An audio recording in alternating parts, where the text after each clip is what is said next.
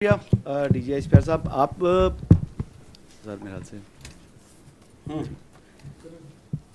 ऐसे सर, ये कुछ दिन पहले की बात है कि जो चीफ मिनिस्टर खैबर पख्तूनख्वा उन्होंने एक इल्ज़ाम आयद किया और वो भी ऐसी बात की कि जो कि यानी जहन तस्लीम नहीं करता था कि सिक्योरिटी फोर्सेस के हमारे जवान अपनी जानें कुर्बान कर रहे हैं मुल्क के लिए। कहते हैं मसाजिद के अंदर कुत्ते बांधते हैं और जब हम उनको कहते हैं तो वो आगे से कहते हैं जी कि हम आप में और कुत्तों में कोई तफरीक नहीं करते।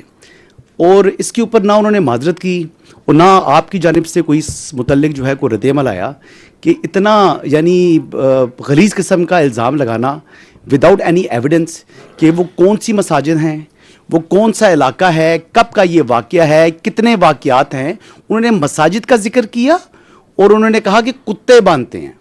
तो ये कोई उनसे सवाल पूछने वाला नहीं है और वो यहाँ पर आकर इश्क़ इमरान में अडयाला के बाहर धरने भी देते हैं और इस किस्म के इल्ज़ामात भी आयद करते हैं और पंजाब के अंदर घूम रहे हैं और मोस्टली उनका वक्त भी यहीं पर गुजर रहा है।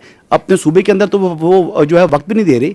जिस दिन कैडेट कॉलेज वाना का ऑपरेशन हो रहा था उस दिन वो मीडिया लीग के जो है इफ्तिताह कर रहे थे, क्रिकेट खेल रहे थे। ये संजीदगी का उनका लेवल है।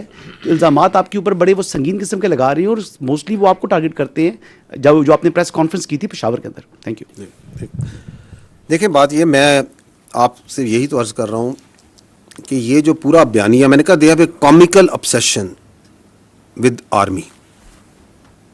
सुबह उठते हैं शाम तक वो जो अंदर बैठा हुआ है ज़हनी मरीज से लेके बाकी जितने हैं वो फौज के बारे में बात करते हैं।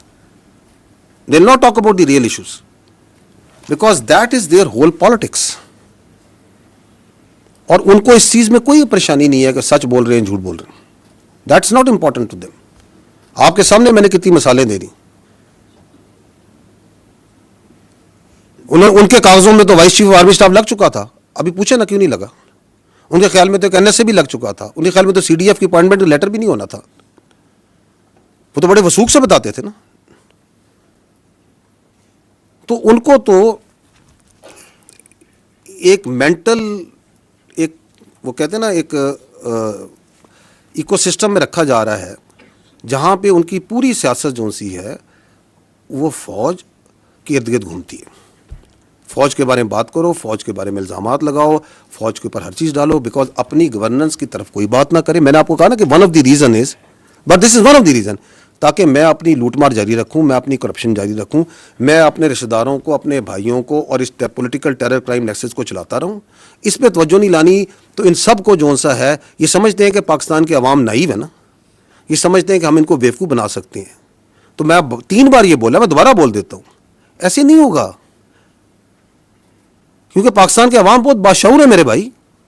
इन्होंने तो पाकिस्तान के अवाम को यही बताया था कि मुल्क डिफॉल्ट कर जाएगा, कर गया। ये अवाम की मेहनत से हुआ ना। इन्होंने तो ये भी बताया था कि ये फौज जो सी है ये लड़ नहीं सकती, ये तो सिर्फ सियासत करती है।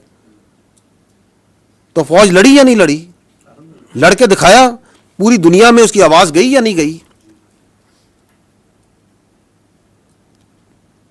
तो बाकी ये जो कहते हैं, इनके लिए मैं यही कहूंगा कि बार्किंग, जो कुत्ता भौंक रहा होता है ना, उसके बारे में जो है ना ज़्यादा परेशान होने की ज़रूरत नहीं होती। ठीक है।